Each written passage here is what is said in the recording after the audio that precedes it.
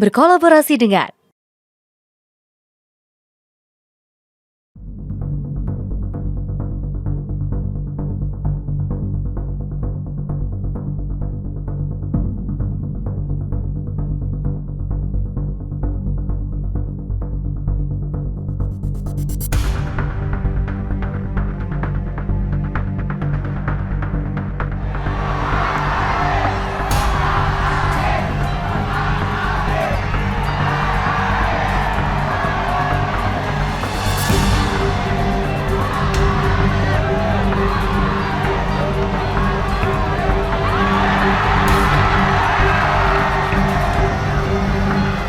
Hei, ayo siapa yang anak-anakku nggak mau mandi? Siapa yang anak-anakku nggak mau makan? Ayo, siapa yang nggak mau tidur? Siapa yang susah bangun? Ayo, siapa yang nggak mau ke sekolah? Siapa yang jajan terus? Awas ya. Kalau sampai melawan orang tuanya, nggak patuh, pengen jajan terus, susah tidur, susah bangun, susah mandi, susah makan, malas ke sekolah, awas loh. Pak Gubernur datang nanti ke rumahnya ngejemput. Ayo, mau dijemput ke rumah atau mau nurut sama ibu dan bapaknya, sama papa dan mamahnya? Ayo, ayo sobat, ayo nanti Pak Gubernur datang loh. Kalau nggak nurut, ayo Gubernur datang nanti dibawa nih nanti, ya awas.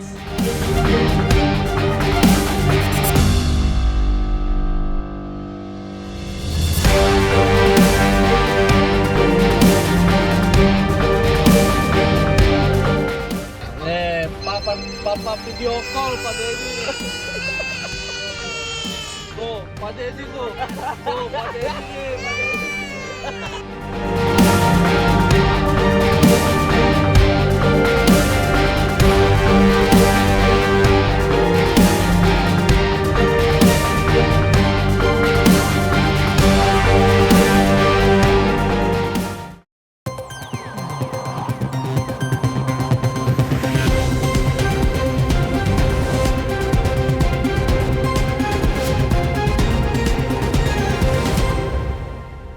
Pemirsa, fenomena politik menarik perhatian banyak kalangan. Kemudahan penyebaran informasi melalui media sosial meningkatkan keterlibatan masyarakat untuk berpartisipasi dalam berbagai bentuk dan tahapan proses politik.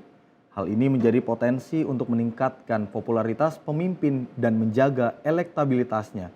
Pemimpin politik yang dipilih melalui proses politik seperti pemilu perlu mempertahankan popularitasnya untuk terus menjaga elektabilitas, sehingga tidak jarang membangun citra populisme menjadi pilihan paling disukai para politisi. Saat ini populisme menjadi fenomena politik yang menggema di berbagai belahan dunia, ditandai dengan munculnya pemimpin karismatik yang piawai merangkul aspirasi rakyat. Meskipun kerap diwarnai pro dan kontra, kepemimpinan populis memiliki daya tarik tersendiri, terutama dalam mengkonsolidasi dukungan massa. Salah satu kunci utama dalam membangun kepemimpinan populis adalah melalui perancangan dan implementasi kebijakan yang berorientasi pada kepentingan dan disukai oleh rakyat. Untuk membahas konsep populisme khususnya dalam demokrasi, kita akan membahasnya malam ini bersama dengan Direktur Eksekutif Skala Survei Indonesia, Bang Abdul Hakim MS.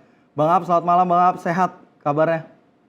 Alhamdulillah, selamat malam Mas Andi, kabar baik, tetap waras. Alhamdulillah. Bang Ab, menarik soal pemimpin populisme. Saat ini banyak membahas soal pemimpin populisme. Kalau kita melihat akhir-akhir ini salah satu yang bisa kita ambilkan sampel adalah sosok dari Gubernur Jawa Barat Deddy Mulyadi. Ini kan banyak sekali Bang Ab terkait bagaimana kebijakan beliau soal pemangkasan anggaran, membenahi Jawa Barat.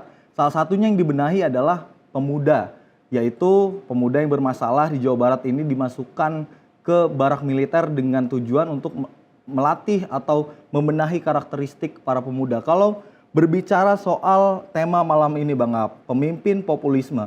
Kalau melihat dari sosok Deddy Mulyadi dengan tema malam hari ini, Bang Ab melihatnya seperti apa Bang?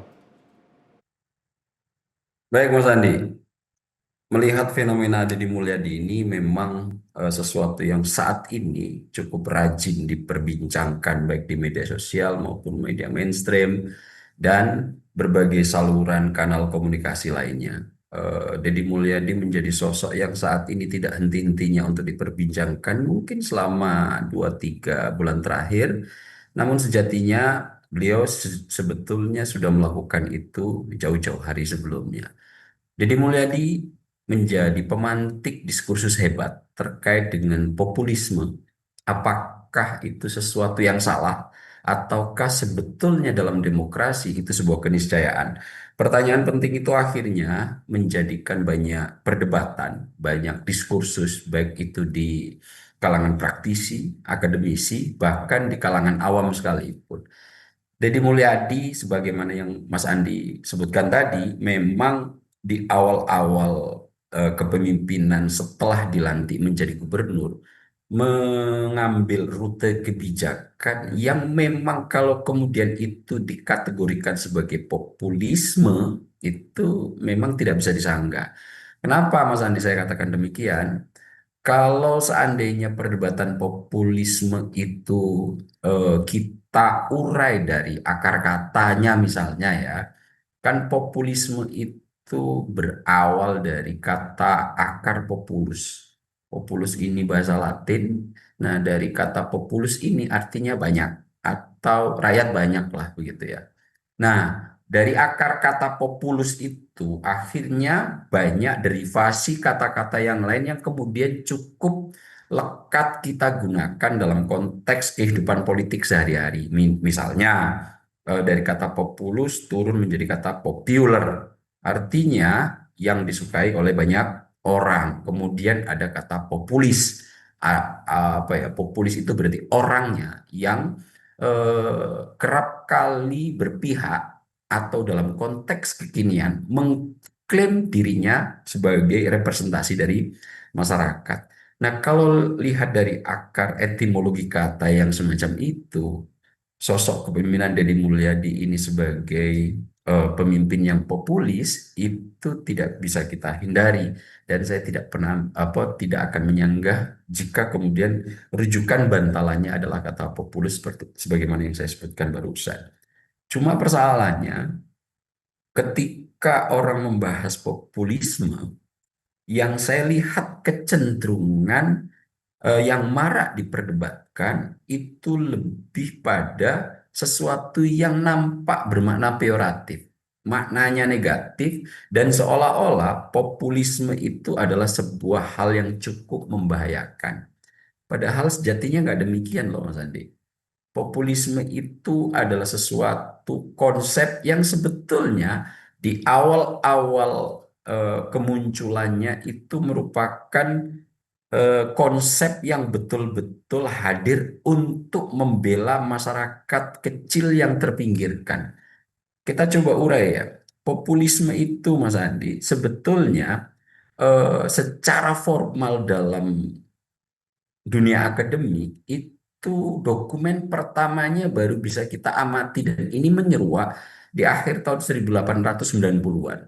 Waktu itu kaum buruh dan tani miskin di Amerika Serikat itu merasa terhianati dalam tanda kutip adanya sistem dua partai, Republik dan Demokrat, yang ternyata dalam perjalanan politik Amerika, dua partai ini lebih cenderung untuk kemudian berada di sisi elit ekonomi atau elit politik.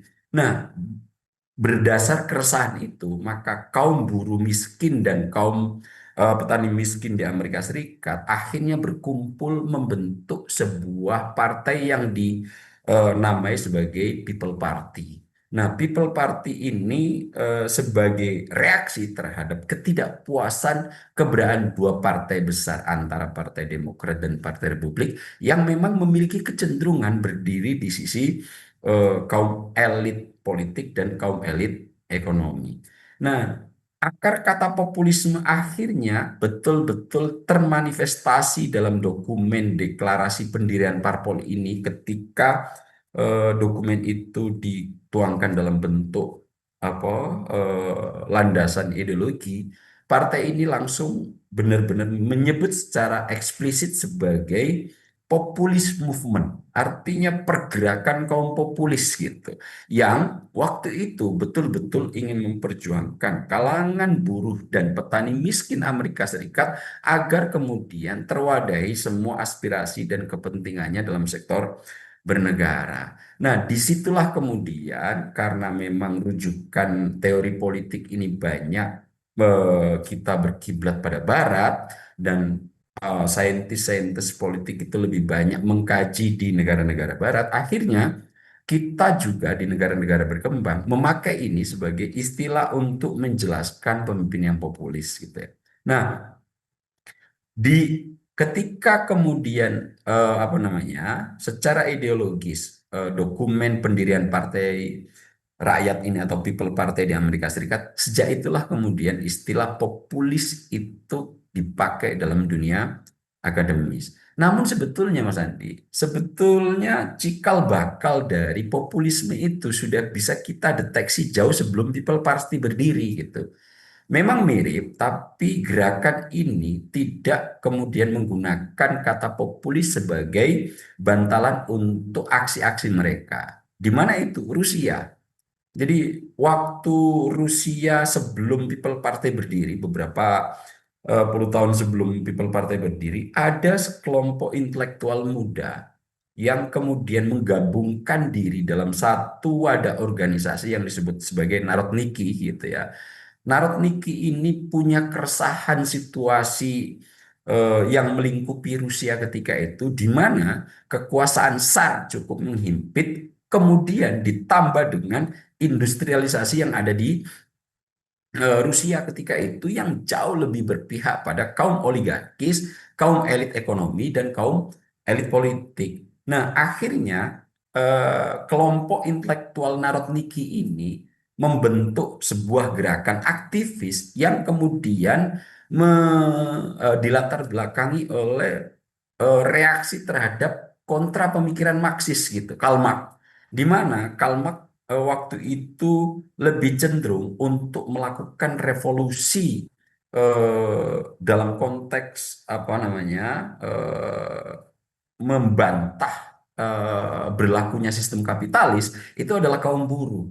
Nah, kaum Narodniki ini, kelompok intelektual muda Narodniki ini agak cukup mengkritisi ini. Ternyata sebetulnya rujukan kaum revolusioner untuk menghadapi kaum borjuis bukan buruh, akan tetapi adalah para petani. Itu kenapa kemudian para intelektual yang tergabung dalam Narodniki ini memiliki rute untuk terjun ke desa-desa, mengajak petani untuk akhirnya nanti bisa melawan kaum borjuis ini, kaum pemilik modal, kaum kapitalis, kaum industrialis ini, agar kepentingan mereka juga terwadahi.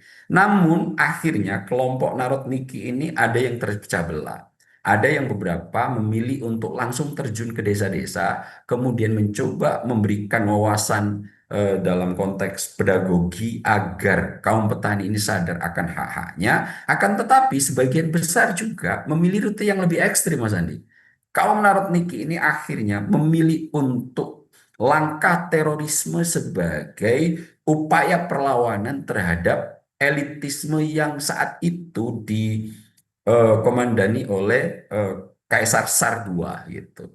Bahkan gerakan Narodniki ini akhirnya berhasil membunuh Tsar II dalam konteks perlawanan terhadap kaum elit. Nah, cikal bakal populisme yang memang secara apa namanya sikap sudah mulai, cikal bakalnya ada di Narodniki ini. Meskipun dengan bahasa eksplisit populisme belum dipakai, baru secara formal dipakai oleh People Party yang dokumennya ada di apa namanya pendirian ideologi eh, apa eh, Partai Rakyat yang ada di Amerika. Nah, dari sinilah kemudian cikal bakal konsep populisme itu dipakai dalam dunia akademis, cikal bakalnya ada di pergerakan Narodniki, intelektual muda yang resah betul dengan tingkah pola dari kaum elit ekonomi dan politik yang kemudian secara definitif itu bisa ditelusuri dari dokumen pendirian ideologi Partai rakyat atau People Party sebagai reaksi protes terhadap keperpihakan dari dua partai besar di Amerika, Demokrat dan Republik. Nah, dari sinilah kemudian sebetulnya di awal-awal apa namanya munculnya konsep populisme ini adalah sesuatu yang sangat ideal karena betul-betul ingin memperjuangkan masyarakat yang terpinggirkan, kaum buruh miskin, kaum petani miskin untuk bisa apa namanya emansipatif dan bisa menikmati semua kinerja dan perhatian dari negara, Mas Andi. Bang Ab, kalau mencermati soal kebijakan populis, Bang Ab, tadi kan contoh pemimpin populisme tadi sudah dijabarkan oleh Bang Ab, teoritisnya, sejarahnya seperti apa. Nah, kalau melihat soal kebijakan populis, artinya kebijakan populis ini tujuannya adalah untuk memenuhi dari kebutuhan dan keinginan masyarakat seperti itu, Bang Ab. Ini kan sebuah konsep yang baik seperti itu, tapi yang menjadi pertanyaan adalah mengapa selalu ada pro dan kontranya, Bang Ab. Nah, yang menjadi pertanyaan adalah kontranya ini mengapa, Bang Ab? Karena kalau dari segi konsep tadi, bahkan Bang Ab tadi bilang kalau sistem populisme ini sebenarnya sangat ideal seperti itu. Nah, mengapa ada faktor kontra ini, Bang Ab? Nah, idealisme yang saya ceritakan di awal tadi, Mas Andi, akhirnya mengalami banyak pergeseran ketika memasuki abad 20. Jadi perjuangan yang dimotori oleh Narodniki, People Party itu kemudian ternyata dalam konteks praktik bernegara banyak mengalami shifting, apa namanya, banyak mengalami perubahan makna. Populisme yang awalnya sangat baik, populisme yang awalnya sangat ideal sebagai alat perjuangan, akhirnya agak tercoreng dan maknanya sedikit peyoratif karena ada penjelasan-penjelasan dan praktik yang dilakukan oleh pemimpin-pemimpin yang kemudian lebih seolah-olah mengatasnamakan rakyat, akan tetapi dalam praktek sesungguhnya berbanding terbalik. Nah, waktu itu di tahun sekitar 1930-an sampai 70-an itu hadir sosok-sosok pemimpin populis, Mas Andi, yang kemudian sosok-sosok populis ini dipandang kok tidak seperti ketika awal-awal konsep ini berdiri. Saya sebut aja misalnya Juan Perón dari Argentina, itu sangat populis. Kemudian Hugo Chavez, itu juga sangat populis di Venezuela. Tapi akhirnya banyak kacamata yang melihat mereka menggunakan populisme sebagai murni alat mobilisasi massa dengan sentimen anti-imperialisme dan anti distribusi sosial gitu. Nah, di sini akhirnya populisme menggeser beberapa peran sentral dari institusi demokrasi. Karena akhirnya pemimpin yang populis memiliki kecenderungan untuk terlalu mengandalkan figur tunggal. Akhirnya apa? Institusi-institusi negara yang di dunia demokrasi itu disyaratkan agar terjadi diskursus, terjadi percakapan, terjadi perdebatan, terjadi diskusi untuk membuat sebuah kebijakan, itu akhirnya agak dinihilkan. Populisme kemudian berpotensi untuk akhirnya mengandalkan kepemimpinan tunggal yang kemudian menihilkan diskusi dalam konteks institusi-institusi negara yang semestinya dilibatkan dalam konteks kebijakan-kebijakan penuh, akhirnya sedikit demi sedikit terpinggirkan gitu loh. Nah, disinilah kemudian populisme sudah mulai mengalami pergeseran makna. Ada ambivalensi di situ, ada dilema, ada penempatan makna yang agak cukup berbeda.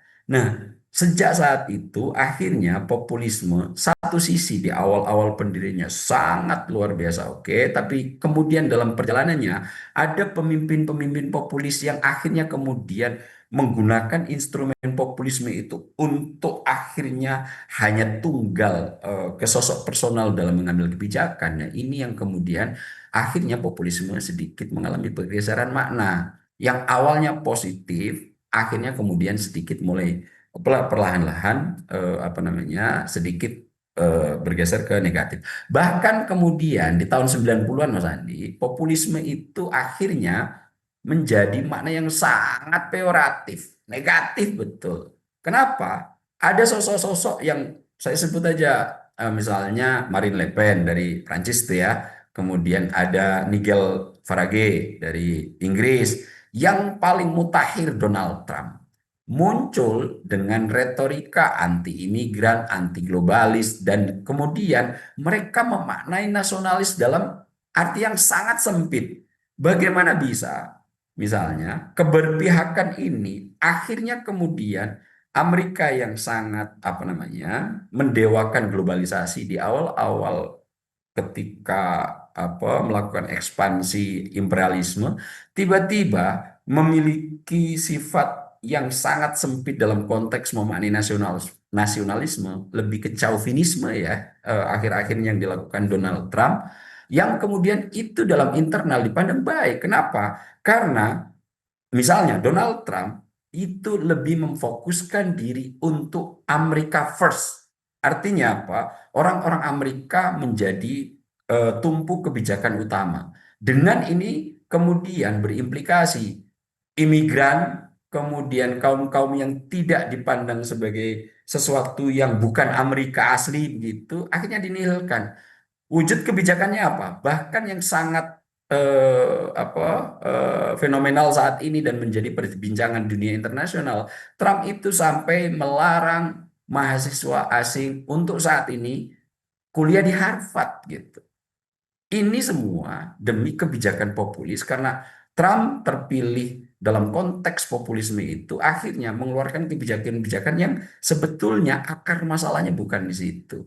Nah, ini kemudian membuat mana populisme sangat negatif. Nah, dalam konteks inilah kemudian kenapa diskursus tentang populisme ini banyak terjadi. Ada politisi-politisi yang kemudian beretorika kami mewakili rakyat asli, lawan melawan elit globalis, lawan imigran, lawan minoritas. Nah, ini yang kadang-kadang dipakai oleh pemimpin-pemimpin populis dalam rangka terus menjaga popularitasnya misalnya. Oke, baik Bang Ab. Artinya sebegitu pentingnya soal bagaimana gaya kepemimpinan populisme ini. Tapi yang menjadi pertanyaan adalah Bang Ab, nanti kita perdalam lagi soal seberapa penting komunikasi politik ini dengan gaya kepemimpinan populisme Bang Ab. Tapi kita akan membahasnya Bang Ab nanti setelah jeda. Pemirsa jangan kemana-mana, tetap di Sorotan Utama Sinpo TV.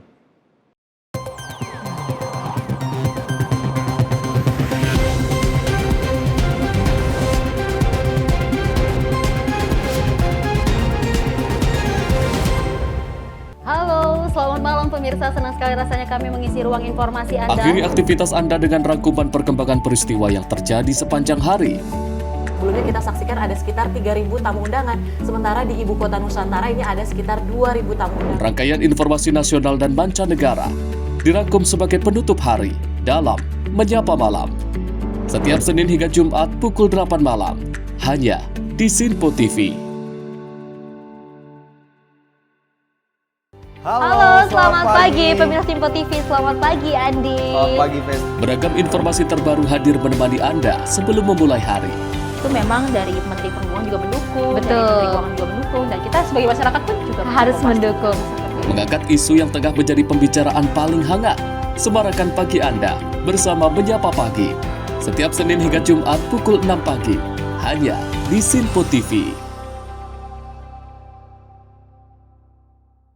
Halo pemirsa, kami kembali hadir dengan sejumlah informasi yang kami himpun dari berbagai penjuru dunia. Rangkaian informasi yang membuat akhir pekan Anda begitu bermakna. Sebuah kelompok di Afrika Selatan memberikan layanan pertunjukan film dengan tenaga surya. Berita yang menjadi sorotan media dari dalam dan luar negeri, kami hadirkan untuk menemani pekan Anda dalam Sinpo Dunia Sepekan, Sabtu dan Minggu pukul 9 pagi, hanya di Sinpo TV. Kami hadir dengan rangkaian informasi dari berbagai penjuru dunia. Topik dan isu yang tengah menjadi sorotan mancanegara dikemas dengan lengkap untuk Anda.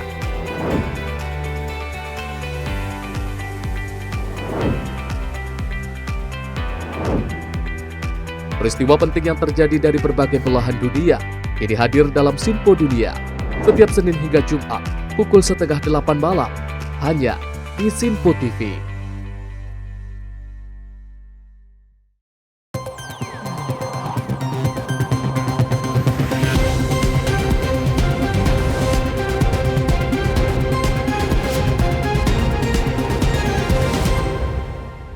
Terima kasih pemirsa, Anda masih di Sorotan Utama Sinpo TV. Masih bersama Direktur Eksekutif Skala Survei Indonesia, Bang Abdul Hakim MS. Bang Ab kembali melanjutkan soal gaya kepemimpinan populis. Ini kan merupakan menjadi salah satu aspek penting dalam komunikasi politik, Bang Ab. Namun yang menjadi pertanyaan adalah mengapa gaya kepemimpinan populisme ini mengapa selalu dimaknai dengan hal-hal negatif, Bang Ab? Baik Mas Andi, tadi kan kita memang di akhir segmen sempat mendiskusikan ya bahwa makna populisme saat ini cenderung lebih ke konotasi negatif atau peyoratif ya. Ini semua bahkan di abad eh, apa namanya ya di awal-awal tahun 90-an dengan masifnya dunia digital tuh Mas Andi, ini memberikan sarana dan ruang terhadap pemimpin-pemimpin yang populis ini untuk mengabaikan media arus utama loh Mas Andi. Media mainstream akhirnya agak cukup terpinggirkan. Kenapa? Karena si pemimpin populis seperti Deddy Mulyadi ini itu langsung bisa memakai sarana yang memotong atau membypass media arus utama untuk bisa langsung bersentuhan dengan masyarakat banyak. Dan ini cukup menjadi jembatan yang cukup baik bagi pemimpin-pemimpin populis ini untuk mendistribusikan, mengkomunikasikan apa yang ada di kepalanya. Nah, akhirnya ini mendorong lahirnya politik emosi. Artinya apa? Bisa mengaduk-aduk perasaan masyarakat dengan konten-konten yang tidak perlu harus passing, harus misalnya pindah dulu ke media mainstream baru ke masyarakat, tapi dari media sosial langsung bisa dikonsumsi oleh publik. Kemudian selain politik emosi, ada politik performatif gitu, bahwa semua yang dilakukan, kebijakan yang ingin diungkapkan bisa langsung dikunyah secara langsung oleh publik. Akhirnya ini terkadang bisa mensimplifikasi persoalan yang sejatinya tidak begitu yang sebetulnya di situ ada kompleksitas luar biasa. Nah, hal-hal yang semacam ini yang membuat kemudian populisme menjadi mana peyoratif. Akan tetapi ya, kenapa populisme jadi berkonotasi negatif ini, Mas Andi? Kalau saya melihat itu ada beberapa persoalan penting atau indikator yang bisa kita pakai gitu ya. Pemimpin populisme itu akhirnya lambat laun jika tidak ada koreksi institusional itu akan terlalu personalistik gitu. Apa artinya personalistik? Dia hanya mengandalkan figur tunggal sehingga terkadang ini akan sangat melemahkan sistem kelembagaan atau institusional. Kadang-kadang pemimpin populis demi kebijakan yang cukup cepat, cukup bisa memberikan rasa puas publik, akhirnya harus menerabas beberapa prosedur demokrasi yang terkadang itu perlu kajian lebih mendalam untuk dalam sektor kelembagaan antara yang bertanggung jawab di sektor-sektor yang sama gitu. Nah, ini kan yang banyak dikritik dari Mulyadi. Misalnya mengirim pemuda-pemuda bermasalah yang sering tawuran, sering minuman keras untuk karakternya diubah menjadi lebih baik, itu kemudian langsung dikirim ke barat. Padahal sebetulnya hal-hal yang semacam ini eh, persoalan itu cukup kompleks gitu. Nah, tidak bisa kemudian di-bypass. Akan tetapi kebijakan-kebijakan yang semacam ini karena akan memberikan dampak kepuasan yang cukup cepat dari publik, itu akan kemudian mendapatkan dukungan yang masif dari masyarakat. Kenapa? Karena selama ini negara dilihat tidak banyak hadir meskipun institusi-institusi ini sudah banyak yang dibentuk, misalnya KPAI misalnya ya, dan ini yang sedang terjadi perdebatannya dengan Bang Deddy Mulyadi, Kang Deddy Mulyadi itu, bahwa KPAI semestinya harus terjun langsung untuk membenahi persoalan-persoalan ini. Bahkan KPAI hanya turun ketika tertrigger oleh kebijakan Kang Deddy yang sudah kemudian mengirim itu ke barat. Baru itu KPAI mengatakan bahwa ini tidak cocok, ini tidak apa. Ditantang sama Kang Deddy, KPAI jangan hanya memberikan masukan.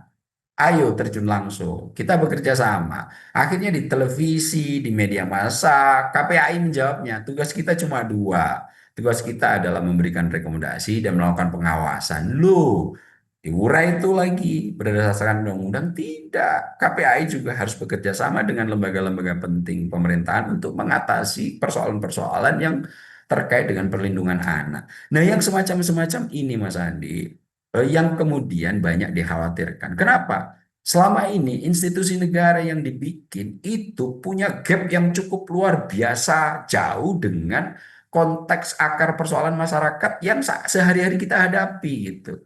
Baru ketika ada gebrakan Kang Deddy Mulyadi yang dilakukan, ini harus dikirim ke Barak, baru itu kemudian nongol ini tidak sesuai prosedur. Nah, salah satu munculnya dan apa namanya hebatnya pemimpin populis di tengah-tengah seperti fenomena Kang Deddy Mulyadi ini, ada gap yang cukup besar nih Mas Andi, antara institusi negara, institusi demokrasi terhadap akar persoalan-persoalan yang ada di masyarakat piramida paling bawah begitu.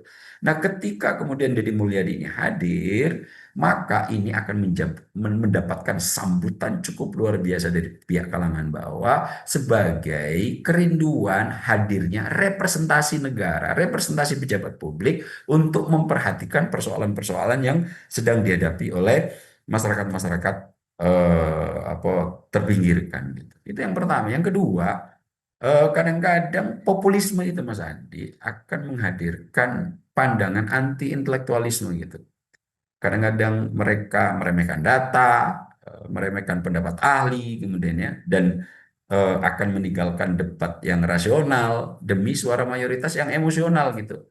Itu kenapa kemudian Rocky Gerung sempat kemudian dalam ILC kalau saya lihat itu mengatakan Deddy Mulyadi sebagai pemimpin yang dangkal gitu ya. Akan tetapi dengan segera kalimat Rocky Gerung ini karena memang selama ini institusi negara nggak banyak hadir dalam menyelesaikan persoalan-persoalan masyarakat, yang dikatakan Rocky Gerung akhirnya disalamaknai. Kemudian Deddy Mulyadi mendapatkan banyak sekali dukungan yang cukup luar biasa. Nah, konteks-konteks yang semacam ini karena adanya gap elit dan gap masyarakat paling bawah, kaum buruh miskin, kaum petani miskin, kaum pegawai miskin, ini yang kemudian apa namanya akhirnya hilangnya representasi negara diwakili oleh misalnya sosok populis seperti Deddy Mulyadi menjadi sangat membuncah Mas Andi. Nah, dalam konteks-konteks seperti ini, apakah kemudian populisme hanya negatif toh atau negatif murni? Nah, dalam konteks Deddy Mulyadi itu sebetulnya tidak hanya dalam sisi negatifnya loh Mas Andi. Memang saya sebagai orang yang banyak bergelut di dunia akademis bisa memahami kritik-kritik yang dikeluarkan misalnya oleh Rocky Gerung. Akan tetapi di sisi sebaliknya, saya juga sangat bisa memahami kenapa masyarakat kita betul-betul kemudian terhipnotis atau bahkan apa namanya sangat bahagia dengan lahirnya sosok-sosok seperti Deddy Mulyadi. Bayangkan Mas Andi, dari persoalan akar yang saat ini menjadi persoalan-persoalan publik tiap hari, Deddy Mulyadi bisa memenuhi representasi itu. Nggak terlalu jauh-jauh. Kita ambil contoh misalnya mendisiplinkan anak. Gara-gara Deddy Mulyadi ini, saya banyak melihat berseliweran di media sosial itu tentang lapor Kang Deddy gitu.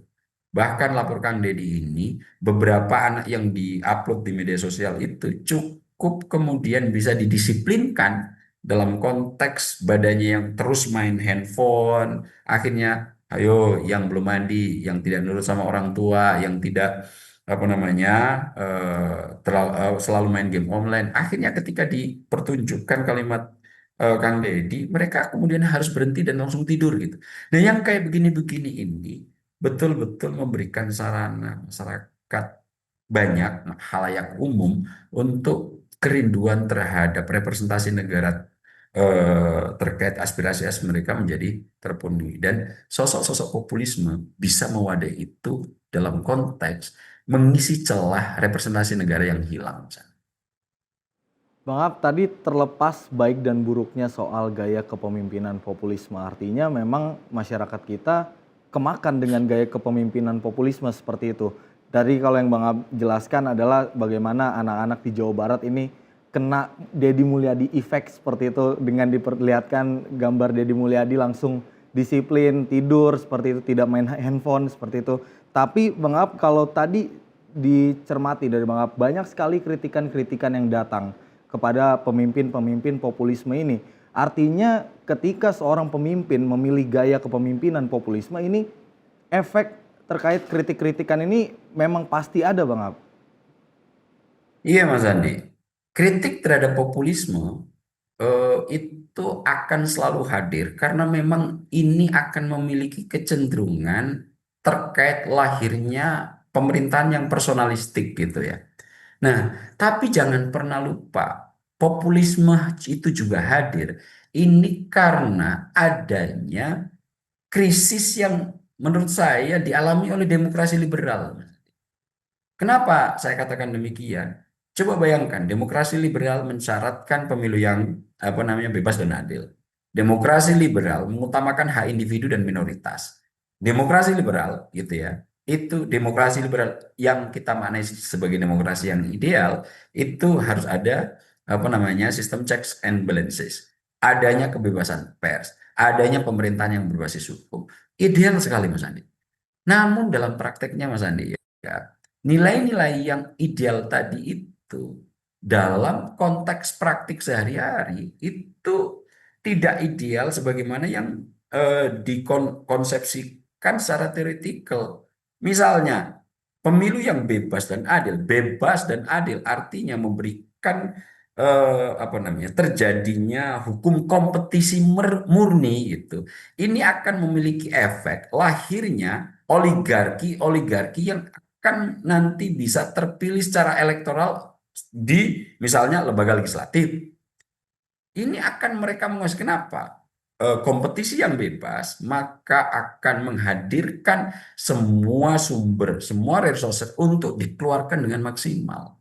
Akhirnya apa? Kadang-kadang demokrasi ideal yang semacam ini hanya menghasilkan siapa yang terpilih adalah mereka yang memiliki banyak sumber daya, baik material maupun intelektual atau sumber daya modal sosial lainnya gitu. Itu kenapa akhirnya nilai ideal yang ada di demokrasi itu kemudian karena adanya persaingan yang cukup bebas, meskipun harus ada kata adil, tapi dalam prakteknya itu banyak dicederai. Contoh paling sederhana lainnya dalam praktek. Pemilu bebas adil itu akhirnya menghasilkan praktek-praktek yang mungkin dalam perjalanannya akhirnya kepemiluan lebih banyak mengikuti logika pasar, Mas Andi. Apa yang saya maksud dengan logika pasar? Bahwa mereka yang punya modal besar, maka mereka lah yang punya potensi atau probabilitas paling tinggi untuk bisa memenangi kontestasi. Itu kenapa kemudian demokrasi ideal akhirnya berimplikasi pada biaya politik yang tinggi, berimplikasi dengan praktik-praktik dalam elektoral dengan money politik. Bahkan kasus dalam pilkada yang beberapa pekan lalu mencuat ke publik, satu suara bahkan harus dihargai 16 juta, ini terjadi di Barito Utara yang kemarin itu dalam pemilihan ulang, satu suara 16 juta Mas Indi. Bisa dibayangkan sebegitu mahalnya demokrasi kita yang akhirnya ketika sosok-sosok yang terpilih ini ketika sudah menduduki posisi publik akan berpikiran bagaimana kapital yang sudah saya keluarkan itu bisa kemudian kembali untuk secara personal modalnya bisa kembali, bisa given point kalau dalam istilah ekonomi. Nah, yang kayak begini implikasinya masyarakat itu hanya akan dijadikan rutinitas untuk memilih selama tahun sekali. Setelah kau bayar, maka kau harus nurut. Nah, ini bahayanya populisme juga, Mas Andi. Nah, dalam konteks itu, akhirnya populisme yang menjadi gap karena tadi praktik-praktik kepemiluan kita banyak mengikuti logika pasar yang akhirnya siapa yang memiliki modal paling tinggi itulah nanti yang akan terpilih, dan ketika mereka terpilih implikasinya rakyat agak terpinggirkan dalam kebijakan. Nah, untuk menutupi celah ini kadang-kadang sosok populis bisa jembatan yang awalnya masyarakat hanya diperlakukan sebagai objek selama 5 tahunan, akhirnya pemimpin populis seperti Kang Deddy Mulyadi bisa memberikan wadah yang lain untuk dia langsung bisa terjun, dia langsung bisa menyelesaikan persoalan, bahkan kemudian dengan cukup ringan Kang Deddy bisa membagi-bagi uang pribadinya kepada masyarakat gitu. Nah, yang begini-begini adalah lahir sebetulnya dampak dari krisis ideal demokrasi, dan ini banyak mendapatkan kajian dalam dilema demokrasi, Mas Andi. Sehingga pemimpin populisme itu kadang-kadang menjadi pemecah masalah masyarakat yang cukup sulit untuk mendapatkan perhatian penuh dari sektor negara. Dan disinilah keniscayaan pemimpin populisme kemudian bisa muncul. Baik, maaf. Tadi kalau sempat dijelaskan dari segi angka logistik politik ya demokrasi ini sangat begitu tinggi. Ada faktor negatif atau faktor minus ya dari gaya kepemimpinan populis ini. Tapi yang menjadi pertanyaan adalah mengapa kepemimpinan populis ini selalu menjadi favorit bagi para politisi. Apakah ada alternatif lain yang bisa diambil oleh para politisi di Indonesia? Tapi kita akan membahasnya Bang Ab after jeda. Pemirsa tetap di sorotan utama Sinpo TV.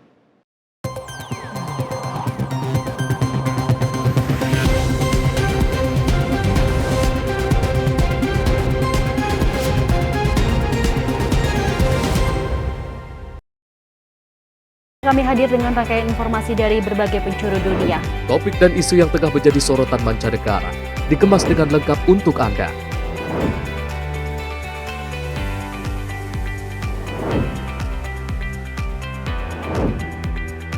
Peristiwa penting yang terjadi dari berbagai belahan dunia kini hadir dalam Sinpo Dunia setiap Senin hingga Jumat pukul 7:30 malam hanya di Sinpo TV.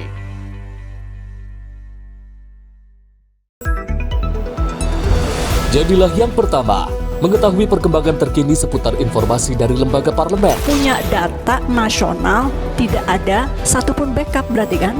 Tiba-tiba ada putusan yang nggak masuk akal dan seperti ini gitu. Kita biarkan rekomendasi kepada KPK, periksa!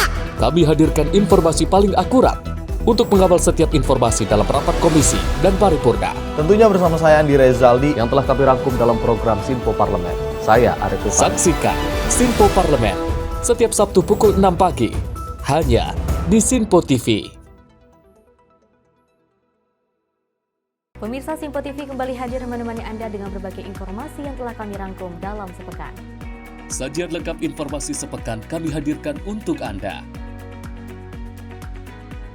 Badan Legislasi DPR menemui masa unjuk rasa di depan gedung DPR RI Senayan, Jakarta. Menemani akhir pekan Anda bersama keluarga dengan rangkuman berita menyeluruh dalam Sinpo Sepekan setiap minggu pukul 6 pagi hanya di Sinpo TV.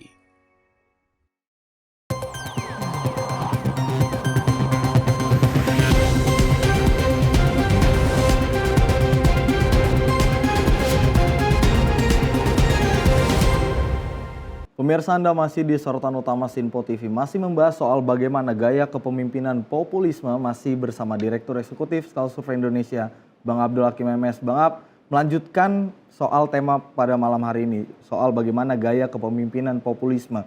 Kalau tadi di segmen sebelumnya sempat menjelaskan bahwa sebenarnya gaya populisme ini sebenarnya hal yang baik seperti itu, karena mewakilkan masyarakat, kemudian cara cepatnya juga dapat dirasakan oleh masyarakat, tapi ada dampak-dampak negatif di sampingnya seperti itu.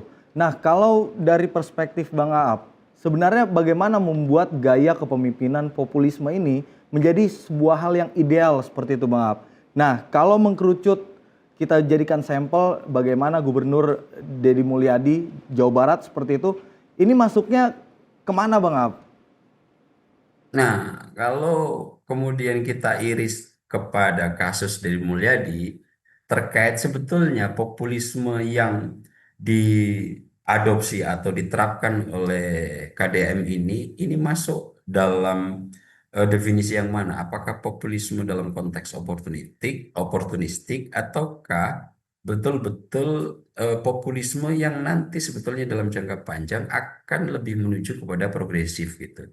Nah, kalau saya melihat Mas Andi ya, ternyata dengan berbagai macam yang sudah saya amati di kebijakan-kebijakan menjelang 100 hari apa namanya kepemimpinan sebagai Gubernur Jawa Barat, saya melihat Deddy Mulyadi cukup oke dalam menggabungkan dua populisme sekaligus, Mas Andi. Di satu sisi, Deddy Mulyadi itu memang melakukan praktik konsep pemimpin populis dalam arti positif, tapi juga di sisi baliknya ada juga kasus-kasus yang lebih oportunistik. Misalnya, saya kasih contoh paling sederhana. Untuk yang populisme oportunistik artinya kebijakannya besar, memuaskan rasa dahaga publik untuk melihat apa yang dilakukan, dan itu kemudian memberikan efek viral yang cukup luar biasa dan mendapatkan dukungan penuh dari kalangan masyarakat bawah. Misalnya, Kang Deddy Mulyadi di awal-awal ketika dilantik, di hari pertama yang beliau lakukan adalah memecat kepala sekolah, kalau nggak salah itu SMA begitu. Nah, dalam konteks populisme ini sesuatu yang sangat memuaskan. Kenapa? Banyak masyarakat saat ini yang sebetulnya tadi yang sebagaimana yang saya sebutkan banyak merasa kecewa dengan perlakuan institusi pendidikan kita yang kadang-kadang sistem zonasi SMA yang akhirnya itu banyak diperjualbelikan. Saya ngomong faktual aja, diperjualbelikan. Nah, dengan hal-hal yang dilakukan oleh Kang Deddy ini memberikan rasa puas keterwakilan masyarakat terkait persoalan yang selama ini hanya menjadi sesuatu yang dibicarakan di belakang gitu. Nah, konteks-konteks yang semacam ini saya maknanya sebagai populisme yang oportunistik. Yang kedua, mengirim anak-anak bermasalah ke barak gitu. Meskipun ini cukup memuaskan masyarakat halayak ramai, akan tetapi kalau kita korek secara lebih jauh, akar persoalannya belum terjawab sepenuhnya. Ini adalah simplifikasi. Akan tetapi Mas Andi, di sektor-sektor yang semacam ini, lagi-lagi tadi, pemimpin populis itu akan sangat bisa diminati masyarakat di tengah ketidakhadiran negara untuk menjadi representasi aspirasi masyarakat bawah. Nah, Kang Deddy berhasil betul memainkan itu. Bahkan dalam konten-kontennya sampai bisa menerobos masuk, meskipun mendapatkan kritik, kemudian dengan retorika yang cukup oke, Kang Deddy bisa mereplaynya. Dijuluki gubernur konten. Akhirnya Kang Deddy punya narasi, lebih baik menjadi gubernur konten, punya banyak uang dibagi-bagi ke masyarakat daripada menjadi gubernur molor. Kemudian ketika dikritik keras oleh KPAI, akhirnya Kang Deddy dengan cukup sederhana mengajak KPAI, ayo bergabung sama kita untuk menangani persoalan-persoalan yang ada di Jawa Barat. Akhirnya apa? KPAI sendiri yang kemudian memakai narasi yang menurut saya blunder karena mereka hanya menukil dua tugas utama mereka, yaitu mengawasi dan memberikan rekomendasi. Padahal banyak tugas yang lain. Kemudian ketika disebut sebagai gubernur dangkal dengan pemikiran dangkal gitu, Kang Deddy kemudian juga mereplaynya dengan cukup sederhana. Nah, ini yang saya kategorikan sebagai politik. Tapi Mas Andi, ini yang tidak banyak di apa namanya bahas oleh media karena memang tidak sensasional. Sebetulnya KDM itu punya sisi populisme yang menurut saya juga sangat progresif, cenderung substantif. Apa itu? Perilaku kebijakan untuk refocusing anggaran sampai 6 triliun. Bayangkan Mas Andi ya, APBD apa namanya Jawa Barat itu sekitar 31 triliun. 6 triliun selama ini itu tidak pernah terjadi fokus anggarannya untuk dipakai untuk masyarakat. Nah, 6 triliun ini segera direfocusing oleh Deddy Mulyadi, bahkan melibatkan KPK untuk mengawasi refocusing yang akan dilakukan ini. Nah, refocusing ini tentu akan berimplikasi sangat besar Mas Andi. Selama ini 6 triliun ini dipakai anggaran untuk rapat di hotel, untuk kebutuhan alat ATK, untuk kebutuhan studi banding, untuk kebutuhan jalan-jalan ke luar negeri. Nah, saat ini akan direfocusing untuk pendidikan, infrastruktur, dan kesehatan. Nah, saya melihat refocusing anggaran ini akan memiliki implikasi yang sangat substantif untuk konteks struktural kelembagaan. ini akan mengubah karakter dan mental ASN. Ini akan menjadi rute ajak nanti yang akan cukup sulit dirubah oleh gubernur-gubernur terpilih setelahnya. Kenapa? Karena Deddy Mulyadi akan memulai refocusing anggaran dari 6 triliun ini untuk langsung menerobos masuk dalam konteks kebutuhan masyarakat kecil dan terpinggirkan. Jangankan sebelum ada refocusing, sebelum aja itu Deddy Mulyadi rela mengeluarkan kocek pribadinya untuk diberikan kepada masyarakat umum. Dan ini sebetulnya saya melihat ada indikasi populisme yang cukup progresif. Dan ini lebih kepada substansi gitu. Meskipun yang saat ini banyak dibahas oleh media mainstream, di media sosial, itu lebih banyak gimmick yang oportunistik. Tapi sebetulnya di belakang itu saya melihat ada rute besar kepemimpinan populisme secara progresif yang dilakukan oleh Deddy Mulyadi. Dan ini jika berhasil, maka Deddy Mulyadi akan cukup lengkap untuk bisa menerapkan kepemimpinan populisme dalam dua arti sekaligus. Dalam satu sisi, gimmick oportunistik sebagai keniscayaan demokrasi, di mana pemimpin yang memiliki suara terbanyaklah yang akan dilantik untuk memegang otoritas penuh. Artinya apa? Pemimpin yang kemudian dipilih secara langsung, maka mau tidak mau mereka harus populis, harus populer. Apa itu? Disukai banyak masyarakat. Caranya bagaimana? Ya seperti yang dilakukan oleh Deddy Mulyadi. Itu kenapa? Populisme itu pasti sebagai keniscayaan dalam konteks demokrasi yang menggunakan pemilihan langsung sebagai rute utama untuk mengisi posisi otoritas resmi kayak gubernur, bupati, wali kota, bahkan presiden. Maka pemimpin yang populer adalah syarat mutlak untuk bisa menduduki posisi jabatan otoritas publik. Namun di sisi yang lain, populisme ketika dia sudah terpilih, ada baiknya juga memikirkan tentang struktural seperti yang refocusing anggaran ini.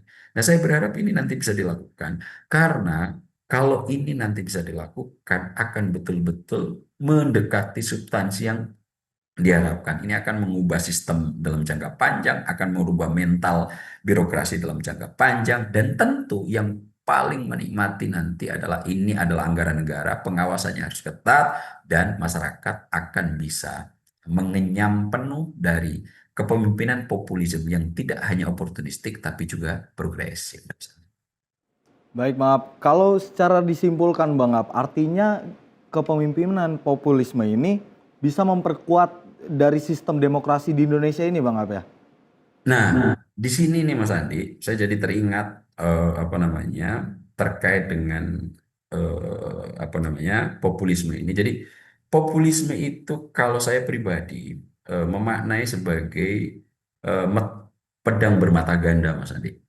Satu sisi dia akan tajam ke atas, satu sisi lainnya akan tajam ke bawah. Populisme itu bisa kita lihat dalam konteks niatnya. Ketika populisme betul-betul hanya digunakan sebagai langkah untuk menggenggam otoritas penuh agar terpilih dalam kompetisi elektoral, maka ini akan menjadi sesuatu yang sangat negatif sebagaimana yang telah kita urai di awal tadi Mas Andi. Inilah kenapa populisme menjadi maknanya sangat negatif. Akan tetapi Mas Andi ya, populisme itu ketika bisa dilakukan dengan cukup baik, maka ini akan menjadi sesuatu yang sangat progresif dalam konteks pembangunan sebuah negara.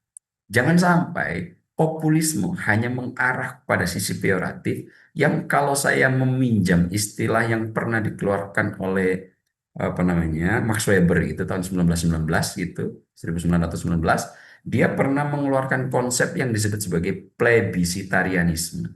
Apa itu? Mirip populer.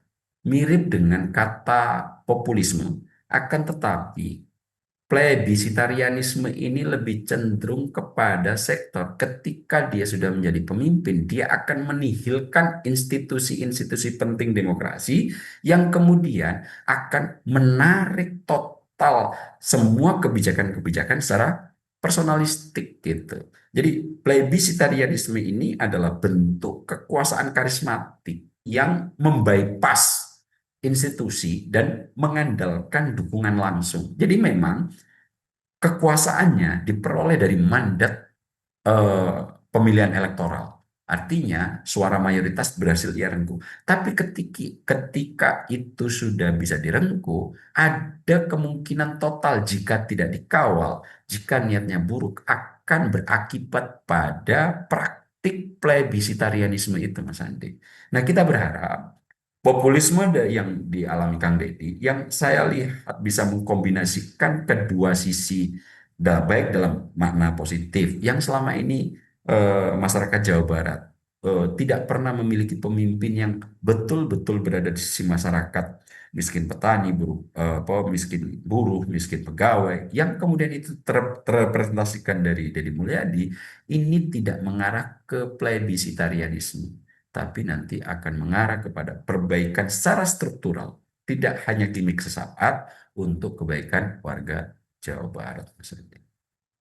Baik Bang Aap, sistem gaya kepemimpinan populis artinya balik lagi bagaimana kebijakan atau kebijaksanaan dari pemimpin itu tersebut. Tadi Bang Aap sempat bilang bagaimana niat awalnya. Kalau saya menyimpulkan artinya apapun konsepnya, kalau niatnya sudah jelek, konsepnya bagus juga sama saja, seperti itu Bang Aap ya? Betul. Baik Bang Aap, terima kasih banyak sudah mau berbincang malam hari ini Bang Aap. Meski secara praktis gaya populis ini membawa banyak keberhasilan di perpolitikan nasional, tapi juga ada faktor resiko lain yang tentunya kita akan hadapi ke depannya. Tapi itu yang kita harapkan adalah bagaimana kepemimpinan populis ini menjadi sebuah hal yang ideal untuk membangun bangsa ke depan. Bang Aap, terima kasih banyak sudah mau berbincang. Sehat-sehat selalu Bang Aap. Terima kasih. Pemirsa, gaya kepemimpinan populis pada kadar tertentu dianggap sebagai sosok pahlawan. Kaum populis menggalang dukungan melalui institusi demokrasi dengan mendekati masa yang dianggap diwakilinya. Gaya kepemimpinan populis memberikan warna tersendiri dalam percaturan politik dan kekuasaan di Indonesia dan menjadi tren tersendiri bagi para politisi. Mereka menganggap gaya kepemimpinan populis merupakan aspek penting dalam membangun komunikasi politik dan personal branding di tengah masyarakat. Populis dapat diartikan sebagai pemimpin yang mendahulukan kepentingan rakyat, atau secara retoris pemimpin ini menyatukan diri dengan rakyat, tidak ada jarak dengan rakyat. Sederhananya pemimpin populis dipahami sebagai pemimpin berada di tengah-tengah rakyat kecil, mengerti urusan dan kebutuhan rakyat. Harapannya pemirsa adalah perhatian kepada rakyat jangan sampai tidak dilandasi ketulusan hati para pemimpin kita. Saya Andi Rezaldi mewakili segenap kru yang bertugas pamit undur diri. Selamat malam.